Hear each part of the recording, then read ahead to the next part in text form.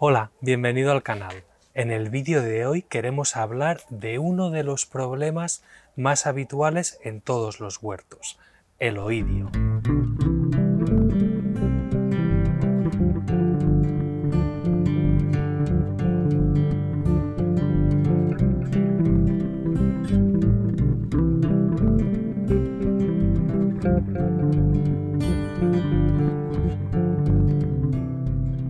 El oidio, como ya sabes, es un hongo que tiene un aspecto de polvo blanquecino sobre tallos y hojas. Es muy fácil identificarlo y muy común.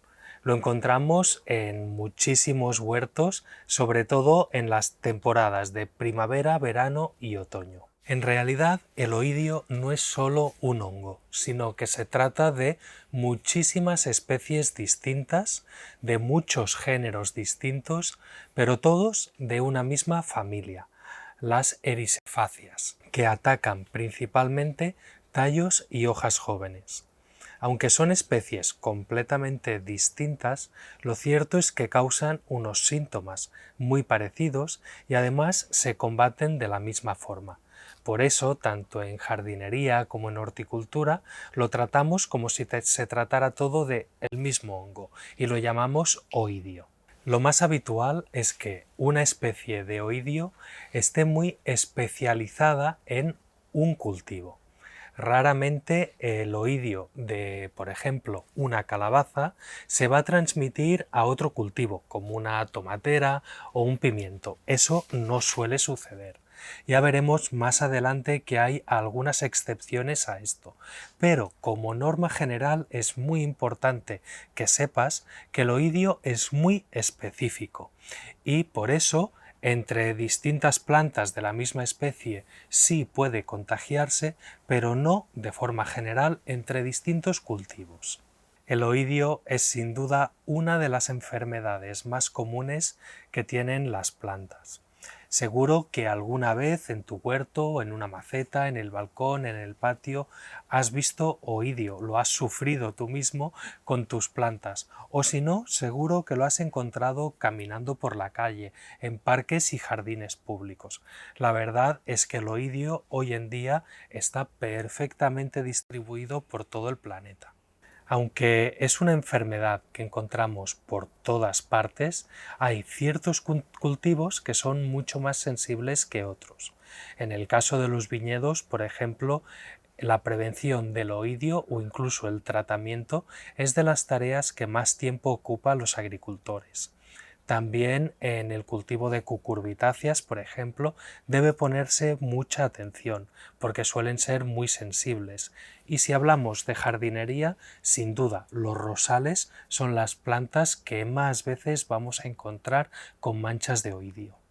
Lo puedes identificar fácilmente por esas manchas blanquecinas que crecen sobre las hojas. Según la especie tiene un crecimiento circular o bien otras crecen más en forma de estrella. Las hojas infectadas con el tiempo se irán volviendo amarillas y el oidio va a provocar que vaya restando la capacidad de poder hacer fotosíntesis. Se irán retorciendo y acabarán secándose. Aunque la planta se debilita muchísimo, este hongo rara vez acaba por matar totalmente a su huésped, sino que le deja el suficiente tiempo y energía como para que finalice su ciclo. No quiero decir para nada que el cultivo no se vaya a ver afectado. Realmente una planta infectada de oidio no va a llegar a su plenitud ni vamos a obtener los resultados que esperábamos. Pero sí que es muy probable que acabe produciendo, como mínimo, algún fruto y algunas semillas. Es una estrategia que tienen muchos parásitos para asegurarse que van a seguir teniendo huéspedes para las futuras generaciones. Cuando las esporas de este hongo alcanzan la superficie de las hojas, lo primero que van a procurar es germinar. Si lo consiguen, se empezará a desarrollar un hongo y la primera función que va a tener es hacer unos tubos llamados tubos de alimentación que se insertan dentro del tejido vegetal como si se tratara de un mosquito picándonos en nuestro brazo. Este hongo se alimentará de todas las sustancias energéticas que produzca la planta, ya sean azúcares, proteínas o incluso otros elementos y otros nutrientes que pueden servirle. Por eso la planta se va a ir debilitando y el hongo cada vez crecerá más y más. En algunas especies este hongo necesita vivir sobre el huésped durante todo el año, pero existen muchas otras que han desarrollado lo que se llama esporas de resistencia, que pueden llegar a pasar épocas de clima poco favorable, como puede ser el invierno, en el suelo, esperando a que las condiciones mejoren de nuevo con la primavera para volver a infectar otras plantas. Este tipo de especies de oidios son las que más abundan en nuestro huerto, ya que utilizamos en él plantas anuales, que no son perennes y por lo tanto que los hongos deben pasar una época en el suelo, en su fase de resistencia, y otra época sí que pueden colonizar los cultivos. Hace unos días soltamos un montón de especies de mariquitas. Por si no vistes el vídeo, te lo dejo por aquí para que puedas repasarlo, porque la verdad es que creo que fue un vídeo muy curioso. Una de las especies que liberamos en nuestro huerto fue la mariquita de 22 puntos. Es un animal precioso de color amarillo y uno de sus ingredientes preferidos para alimentarse son justamente este tipo de hongos que viven parasitando la superficie de las hojas. Evidentemente, las mariquitas no van a acabar con una plaga de oidio, pero como esta especie le gusta alimentarse de hongos como el oidio, si las vemos por encima de alguna de nuestras plantas puede servirnos como indicador. Hace un par de días, en una calabaza del huerto, nos reencontramos con dos de estas mariquitas que liberamos anteriormente. Pues ahora estamos bien pendientes a ver si en esa calabaza nos aparecen las primeras manchas de oidio. Por si acaso ya la estamos tratando preventivamente. Todos hemos oído siempre que los hongos proliferan en ambientes cálidos y húmedos. Pero, ¿qué hay de cierto realmente en esa afirmación? ¿Es así para el oidio? Creo que Mireia nos va a aportar algunos datos que pueden hacer que cambies de idea sobre cuándo se reproduce el oidio y cuáles son las situaciones que le son más favorables.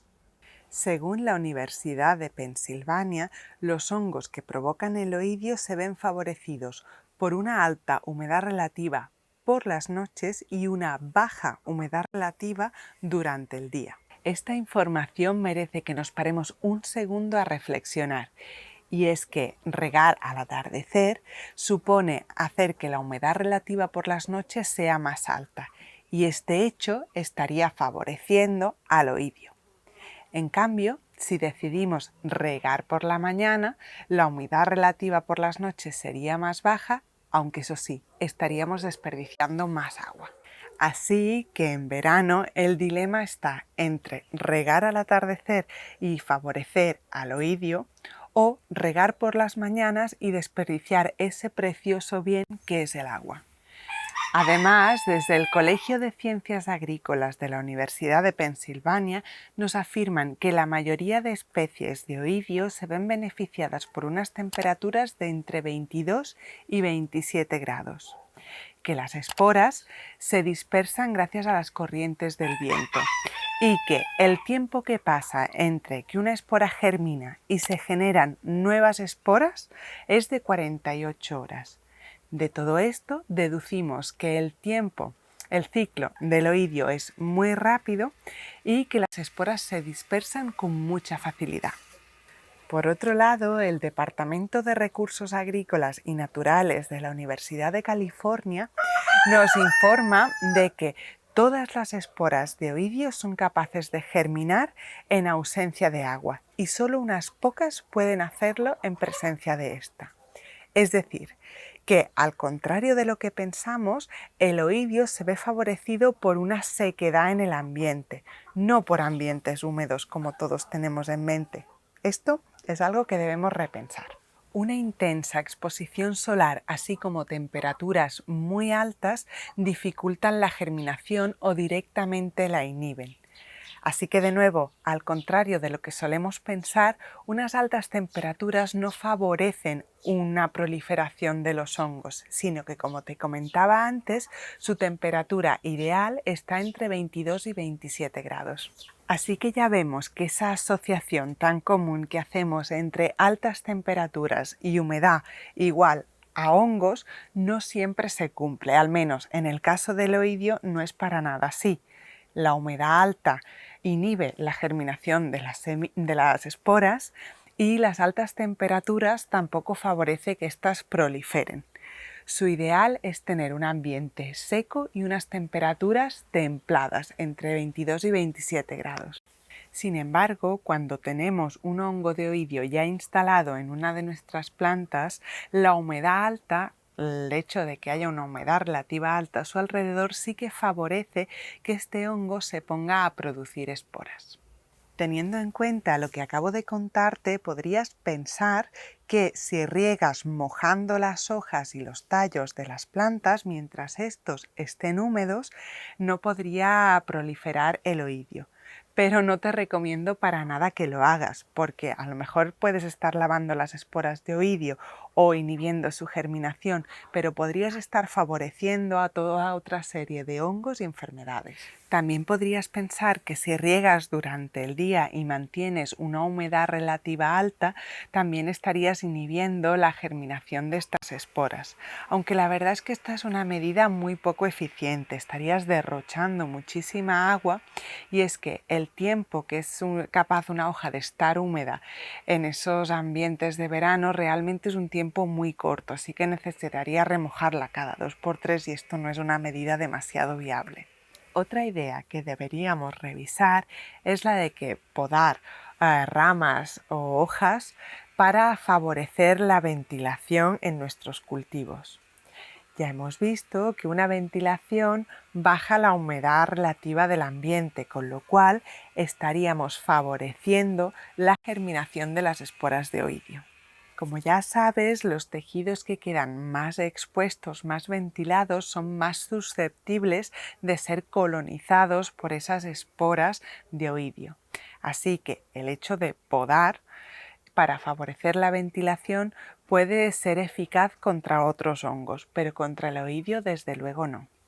Las rotaciones de cultivo tampoco son eficaces contra este tipo de infección, ya que aunque consigamos cortar el ciclo de infección en nuestro huerto, las esporas se desplazan muy rápidamente con el viento y como tienen un ciclo tan corto, pueden llegar a recorrer muchísimos kilómetros. Así que te estarás preguntando qué puedes hacer para combatir el oidio en tu huerto. Pues bien, la primera medida que te propongo es la de cultivar variedades resistentes al oidio. No te estoy hablando de transgénicos ni nada por el estilo, se trata de simples cruces para conseguir características en las plantas como por ejemplo la resistencia a ciertas enfermedades. Eso sí, suele tratarse de híbridos, también conocidos como F1. El inconveniente que tienen estos híbridos es que no puedes guardar tus propias semillas. Si no sabes de qué te estoy hablando, te dejo por aquí un vídeo en donde explicamos este tema en profundidad. Saber contra qué tipo de oidio estás luchando es una medida básica para no poner plantas que puedan ser sensibles a ese mismo tipo juntas. Es cierto que antes Alan te ha dicho que normalmente el oidio es muy específico de un cultivo en concreto, pero hay algunos oidios que pueden afectar a un grupo de plantas y si siempre tienes esa misma planta afectada, pues puedes deducir de qué tipo de oidio se trata. Para ayudarte a reconocer contra qué especie de oidio te estás enfrentando, te voy a dar algunos grupos de plantas que se ven afectados por un mismo tipo de este hongo. El primer grupo podría ser, por ejemplo, el que está compuesto por pepinos, melones, calabazas, calabacines, patatas, escarolas y lechugas. Otro grupo incluye a los brócolis, las coliflores, las coles de Bruselas, nabos, en general a la mayoría de brasicáceas. Todos los tipos de judías comparten el oidio con las ocras. Alcachofa, pimientos, berenjenas, fisalis y tomates pueden llegar a compartir una misma especie de oidio, aunque lo más habitual es que el oidio que afecta al tomate sea específico de esta planta y que no afecte a otros cultivos. Las zanahorias, el perejil o las chiribías también comparten un mismo tipo de oidio. Me gustaría hacer énfasis en la idea de que esto es solo un método preventivo. Si ves que, por ejemplo, tus chiribías tienen oidio, pues no plantes cerca zanahorias o perejil, solo por si acaso la especie de oidio que está atacando esas chiribías es la misma que podría atacar al perejil o a las zanahorias. Igualmente, no hace falta que memorices todos estos grupos de plantas. En nuestro blog encontrarás un artículo en donde están todos ellos detallados. Existen algunos remedios preventivos que funcionan muy bien para el oidio. Su principal inconveniente es que duran un cierto tiempo, que suele ser corto y por eso tenemos que volver a aplicarlos continuamente. Además, la mayoría de sustancias cuando llueve y las plantas se mojan son lavadas, así que deberíamos volver a repetir los tratamientos preventivos después de cada lluvia. También me gustaría señalarte que, una vez más, no todo lo que vas a encontrar por internet es cierto o te recomiendo que lo sigas. Utiliza siempre tu criterio y contrástalo con fuentes que consideres fiables, porque lo cierto es que en internet hay muchísimos mitos y en lo que se refiere al oidio también. Incluso más allá de los mitos, igual hay soluciones eficaces, pero que tienen ciertas contraindicaciones o ciertos efectos adversos que pueden no interesarte en tu huerto. La sustancia más utilizada para controlar el oidio es el azufre. Lleva utilizándose durante muchísimos siglos y tiene ciertas ventajas, pero también algunos inconvenientes. Por eso conviene que lo repasemos. Solo es efectivo de forma preventiva, antes de que aparezcan los síntomas de la enfermedad. Es un mineral que está aceptado en distintas certificaciones de agricultura biológica y ecológica. Básicamente vas a encontrar en el mercado dos formas de azufre. El azufre en polvo, que es más efectivo pero mucho más difícil de aplicar, y el azufre en polvo mojable, que es mucho más fácil de aplicar pero un poco menos efectivo. Si te decantas por el azufre mojable, recuerda utilizar siempre algún surfactante, como podría ser el jabón potásico, el jabón utilizado en el huerto habitualmente contra las plagas de insectos, porque así conseguirás que toda la superficie de la hoja se moje de forma regular y el tratamiento funcionará muchísimo mejor. No puedes utilizar azufre en el huerto si en las últimas 2 semanas o en las siguientes 2 semanas tienes previsto hacer algún tratamiento con cualquier tipo de aceite, ya sea parafina líquida para alguna plaga, ya sea aceite de neem o aceite de jojoba. Son absolutamente incompatibles. El azufre y los aceites siempre deben permanecer lejos. Tampoco puedes utilizar el azufre o puedes aplicarlo en los momentos de máximo calor del día.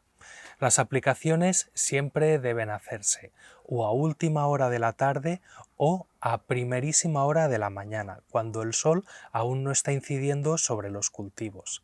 Si pones azufre y toca el sol, seguro que se van a generar quemaduras sobre las plantas. Una de las grandes ventajas del azufre es que prácticamente no deja ningún residuo. Esto se debe a que es un elemento que sublima, que pasa de estado sólido a estado gaseoso. Justo cuando salga el sol y empiece a calentarse un poco el ambiente, se va a dar este fenómeno sobre las hojas de las plantas. Eso va a crear una pequeña atmósfera de un gas que protegerá del crecimiento y la germinación de las esporas de los hongos. pero también perjudica a algunos animales del huerto. Muchos de ellos no son muy beneficiosos y también puede acabar con ciertas plagas, como los ácaros. Por este motivo nosotros no nos acaba de convencer y no lo usamos demasiado en nuestro caso, porque el azufre va a perjudicar muchísimos insectos que nos interesa tener en el huerto. También debes tener en cuenta que aplicarlo no está libre de riesgos. Inhalar ese gas de azufre, incluso el polvo de azufre, es perjudicial, no solo para los animales, sino también para nosotros. Antes te he dicho que el azufre es un elemento que se puede extraer de algunos minerales. Por lo tanto, existe una industria minera que tiene una larguísima tradición, aunque hoy en día lo cierto es que la inmensa mayoría del azufre mundial no proviene de esa industria minera, sino de la refinería de petróleo. En ese sentido, podríamos considerar que el azufre es una sustancia de síntesis, porque se está extrayendo de ese proceso de refinado. El origen de prácticamente todos los azufres que vas a encontrar en el mercado es del petróleo. Hay algunas excepciones, no son muy comunes, pero existen. Por ejemplo, en la página web de Dreiskel puedes encontrar azufre de origen mineral. Teniendo en cuenta todos estos aspectos, yo intentaría prescindir del azufre, aunque también entiendo que hay situaciones en que puede ser muy útil e incluso necesario. Así que simplemente lo que me atrevo a aconsejarte es que lo apliques de forma consciente, sabiendo cuáles son los riesgos que implica y sobre todo conociendo cuál es la forma correcta de usarlo. Se ha demostrado que el ajo tiene ciertas sustancias que combaten el oidio. De todas maneras, aunque esto lo encontramos de forma muy habitual por redes y en parte es cierto, también es cierto que la eficacia es mediana. No vas a conseguir grandes resultados con dientes de ajo. Además, se necesita un mínimo de 30 dientes de ajo grandes y bien machacados en infusión para conseguir un extracto que sea útil. Y claro, para huertos medianos y grandes, 30 dientes de ajo por litro de agua es muchísimo ajo y no sale a cuenta. El bicarbonato es un ingrediente interesante para combatir los hongos. Aunque no sea propiamente un fungicida, tiene sus aplicaciones. Hicimos un vídeo hace muy poco, que te lo dejo por aquí, donde explicamos en profundidad cómo utilizar el bicarbonato. Las sales de cobre, como pueden ser el sulfato de cobre, el oxicloruro de cobre o el caldo bordelés, entre otras, también han demostrado cierta eficacia contra el oidio. Principalmente se utilizan para otros hongos, con los que son muchísimo más eficaces, pero contra el oidio también funcionan en un grado menor. De todas formas, no te recomiendo en absoluto utilizarlas.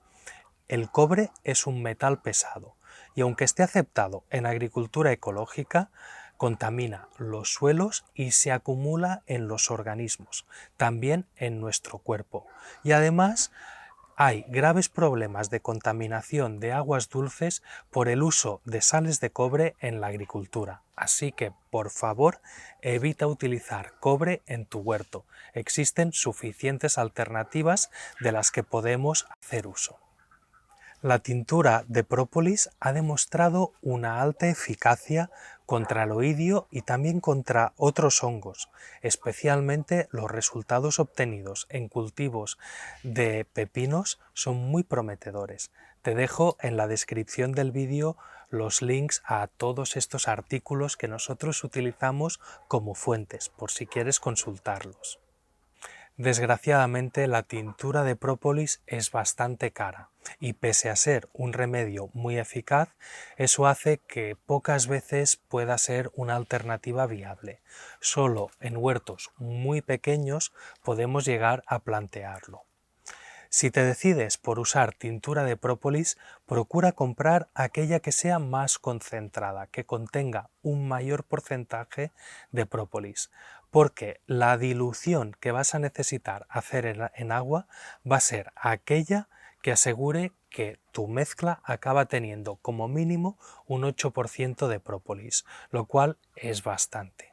La decocción o el purín de cola de caballo es uno de los remedios preventivos más eficaces contra el oidio, sin ninguna duda. Combina ese efecto secante del sílice con el efecto antifúngico de las saponinas que contiene la planta. Elaborarlo es muy sencillo, tal y como te enseñamos a hacer en un vídeo que te dejo por aquí por si necesitas repasarlo. De todas formas, también es un preparado con el que debemos ser bastante constantes, aplicarlo cada 15 días de forma preventiva y además repetir el tratamiento después de cada lluvia. La cola de caballo es tan eficaz contra el oidio que puede tener cierto efecto curativo también cuando la enfermedad ya está instalada. Esto no quiere decir que vaya a curar las plantas milagrosamente si lo aplicamos, pero sí que si somos constantes podemos conseguir buenos resultados. En esos casos te recomiendo hacer aplicaciones 3 días seguidos, esperar un periodo de unos 5 o 6 días y vuelve a repetir una tanda de 3 aplicaciones seguidas. Si con esta pauta consigues un cierto retroceso del hongo, quiere decir que esto está funcionando y puedes volver a repetirlo al cabo de una semana. Este mismo efecto secante que ejerce el sílice sobre el hongo y que lo hace parar su evolución o incluso en algunos casos puede llegar a combatirlo activamente, también lo encontramos cuando usamos la tierra de diatomeas. En este caso conviene que sea tierra de diatomeas micronizada. Puedes mezclar 20 gramos de esta tierra con agua y pulverizar tus plantas. Eso sí, en este caso no te lo recomiendo como preventivo, aunque a veces se dice, a nosotros no nos ha funcionado demasiado bien, ya te digo, en forma preventiva. En cambio, como remedio curativo, cuando ya existe la infección del hongo sobre la planta, sí que es interesante. Y nuestros métodos preferidos, como no podía ser de otra forma, es el control biológico. En este caso, trabajando con microorganismos.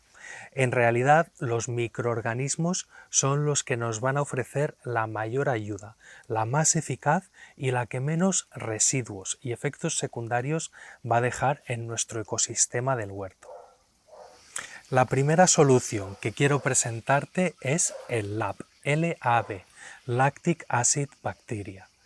Muchos de nuestros seguidores ya lo conocéis perfectamente y quien lo ha probado y lo ha elaborado sabe que es un remedio muy útil, que funciona a la perfección. Proviene de la agricultura natural coreana y ellos consideran a las bacterias lácticas como la policía del huerto.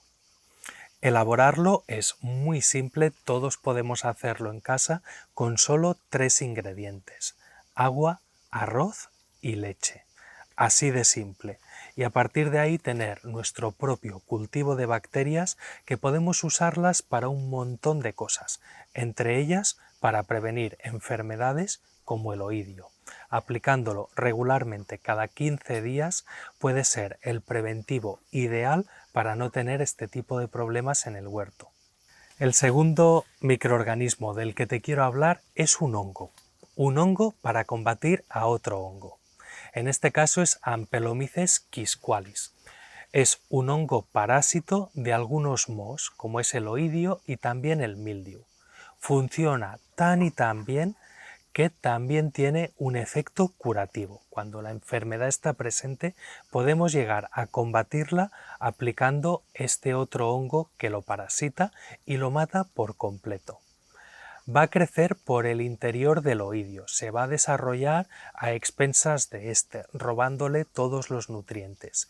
Y por si todo esto fuera poco, a la que empieza su desarrollo por el interior de su huésped, empieza a segregar unas sustancias antibióticas que, en primer lugar, van a parar toda la formación de esporas. Así que el primer efecto es que el oidio deja de propagarse. A partir de ahí, el desarrollo de Ampelomyces va a seguir adelante y va a acabar con la plaga de oidio. Eso sí, al aplicarlo, debes asegurarte que la humedad relativa del ambiente sea muy alta, escoge una noche de verano húmeda y mézclalo con un poco de aceite. Así conseguirás que las hojas se queden húmedas por más tiempo y asegurarás que más esporas de este hongo parásito van a desarrollarse. Y la tercera medida de control biológico que quiero comentarte es Bacillus subtilis. Esta es una bacteria que es una auténtica maravilla en el huerto. Sirve para aportar a nuestras plantas un montón de beneficios y entre ellos controla muy bien todo este tipo de infecciones, tanto fúngicas como bacterianas. Puedes aplicarlo en el suelo, pero también sobre la superficie foliar de las plantas. Aquí ya, dependiendo de cada producto comercial y de cada cepa, tiene una forma de aplicación u otra. Hicimos un vídeo explicándote en profundidad todos los beneficios que tiene esta bacteria para nuestro huerto, que no son pocos. Te lo dejo también el link en la descripción por si necesitas volver a consultarlo. En la tienda de Control Bio vas a encontrar un montón de productos elaborados con todos estos microorganismos y que van a ser muy útiles para controlar el oidio. De todas maneras, quiero hacer aquí una pequeña reflexión y es que últimamente muchos de estos productos están entrando en las llamadas listas de productos fitosanitarios. Hasta ahí ningún problema, pero es que en España se hizo una ley para evitar que todo el mundo pudiera tener acceso a unos productos que se suponía que eran contaminantes, los llamados fitosanitarios, y eso estaba muy bien. Lo que pasa es que a día de hoy nos estamos encontrando que cada vez más productos ecológicos y realmente respetuosos con el ecosistema, como pueden ser estos microorganismos para el control biológico, también están viéndose restringidos y hace falta tener un carné para poder comprarlos. Aquí hay algunas excepciones y no quiero entrar en detalles, simplemente quiero poner sobre la mesa e indicar que es una terrible contradicción hacer una ley para proteger el medio ambiente y que no hayan tantos fungicidas, insecticidas, herbicidas disponibles para todo el mundo y que luego sea difícil acceder a estos microorganismos y en cambio cualquiera pueda ir a comprar un bote de herbicida. Esto no tiene ningún sentido y no es el espíritu con el que se redactó esa ley originalmente. Habrían muchos otros microorganismos que merecen sin duda tener un espacio en este vídeo, porque también son muy útiles para combatir el oidio. Podríamos hablar de Trichoderma harsantium, de Bacillus amyloquefaciens, pero lo cierto es que tampoco queremos extendernos demasiado. Ya encontraremos otras oportunidades para poder presentároslos.